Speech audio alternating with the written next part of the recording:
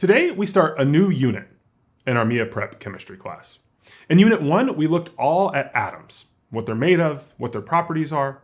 And in Unit 2, we're going to look at the transformations atoms can undergo, which remember is just what we said chemistry is. It's the study of matter and its transformations. And so now in Unit 2, on nuclear reactions, we're going to start to study those transformations. Just a quick note before we get started.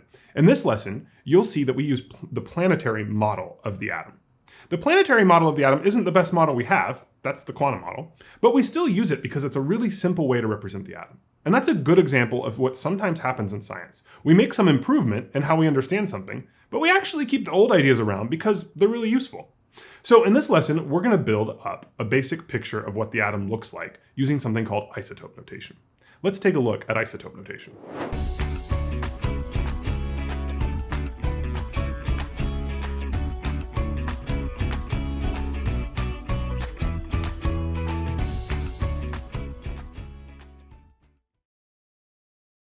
Isotopes are just different versions of an element. So it turns out that elements out in the world come in different versions. So hydrogen has 3 different versions, for example, and that's what I've written down here below.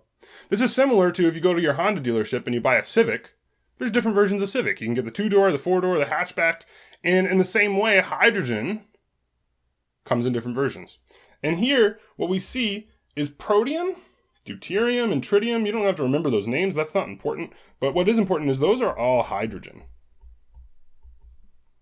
And the way they're all the same is the number of protons they have. So you'll notice 1 proton here, 1 yellow guy, that's positive, 1 proton here, 1 proton there. So the number of protons makes all of those the same element. It turns out that the number of protons, or the atomic number, defines what an element is. If you go onto the periodic table, you'll see a little 1 by hydrogen, and what that means is anytime you see an element with 1 proton, that is hydrogen. Now, what makes them different? The number of neutrons, these blue guys. And you'll notice that protium has 0 neutrons, deuterium has 1 neutron, and tritium has 2 neutrons. So we vary the number of neutrons and we get isotopes. Now, how do you write down the difference between these versions of hydrogen? Because we can't just call them all hydrogen. We have to have slightly different names for them so I can communicate which version I'm using. Some of these, by the way, will have radioactive properties that make them important, and some of them won't. And so I want to be able to tell the difference between the ones that are radioactive and the ones that aren't. So how do I do that? Well, isotope notation looks like this. Let's say we want to tell people that we have tritium. We write a 3, a 1, and an H. What do each of those mean?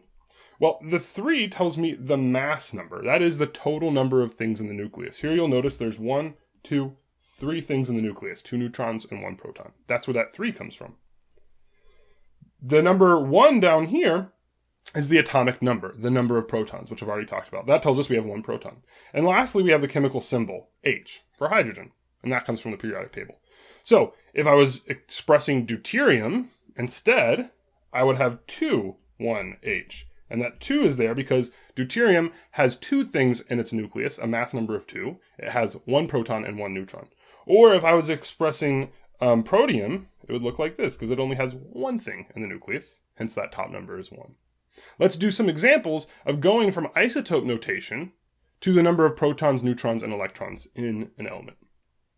All right, here, it wants to know how many protons, electrons, and neutrons are in tritium. Well, we've already talked about that, but let's go through it step by step.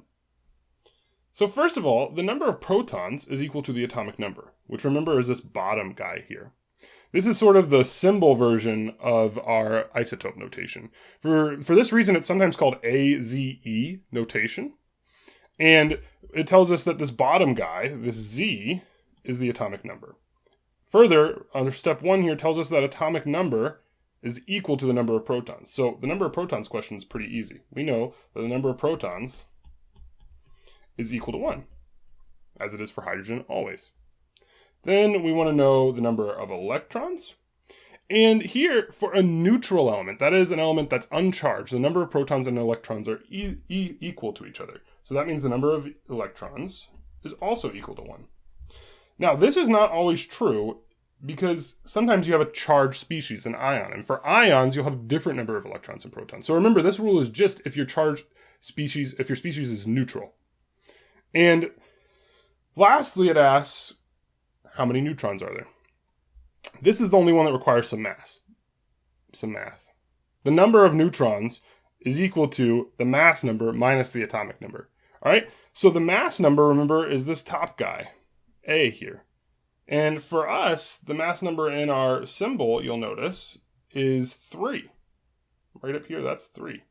So we need to do the mass number 3 minus the atomic number 1, and that's going to give us 2, which is the number of neutrons.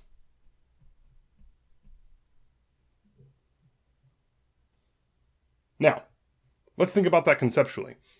If you want to know the number of neutrons, the only thing that can be in the nucleus is protons and neutrons. So of course, if I take the total number of things in the nucleus and subtract the protons, I'm going to be left with the neutrons. Sort of like if you have a classroom with all guys or girls, right?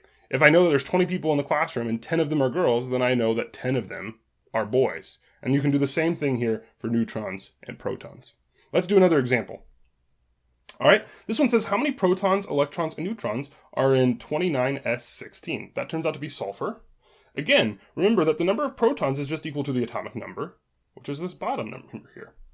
So the number of protons, well, that's going to be equal to 16. And the number of electrons is going to be the same, assuming our element is neutral. So if you ever see a charge on it, you can't assume this.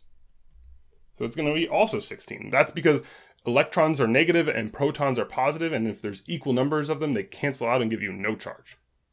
Last one, number of neutrons. And remember that the number of neutrons is equal to the mass number, in this case 29, that is the top number, that's the total number of things in the nucleus, minus the bottom number, the number of protons. And when I do 29 minus 16, I'm going to get 13. So 29s16 has 16 protons, 16 electrons, and 13 neutrons. We could have different versions of sulfur, change the number of neutrons, but we couldn't change the number of protons. Always remember, the protons defines an element. All right, last example, we're going to go the other direction here. Let's say that we're told that an element has 7 electrons, 7 protons, and 7 neutrons, and we want to write out the isotope notation. So this is just going backwards. Well, the easiest place to start here is once again with the mass, or with the atomic number, which we know is 7. So we're told there's 7 protons. And that's going to give us the key to giving our chemical symbol. Because remember, our chemical symbol comes from the periodic table, and our periodic table is listed by atomic number. So all I have to go and do is find the number 7 above an element. And that tells me the chemical symbol I should use. And if I look at this section of the periodic table down here, I can see that nitrogen has the number 7 above it. Don't get it confused with the number below it. That is an average mass of all the isotopes. So don't use the number below N for any parts of these problems. It's not important for isotope notation. So that means we have nitrogen. And further, we know Z, the atomic number, is going to be 7. So now what we need to do is we need to find out, what should I write up here? Well, I need to write the mass number. And remember, the mass number is equal to the total number of things in the nucleus. So it's going to be equal to the number of neutrons plus the number of protons. Well, we're told here that there's 7 neutrons and 7 protons. And so that means my mass number is going to be equal to 7 plus 7, or 14. And so that's actually what I should write up here. So that's going the other direction. So you can see that isotope notation is not so hard to do once you know these rules. That top number, remember, is the mass number, the total number of things in the nucleus, including neutrons and protons. The bottom number is the atomic number, what defines an element, the number of protons. That's the same number you'll see above an element on the periodic table. And for a neutral element, the number of protons are going to be equal to the number of electrons. Thanks for watching this episode of Real Chemistry. If you have any questions, leave them below. As always, click that icon to subscribe. Thanks for watching. Hey.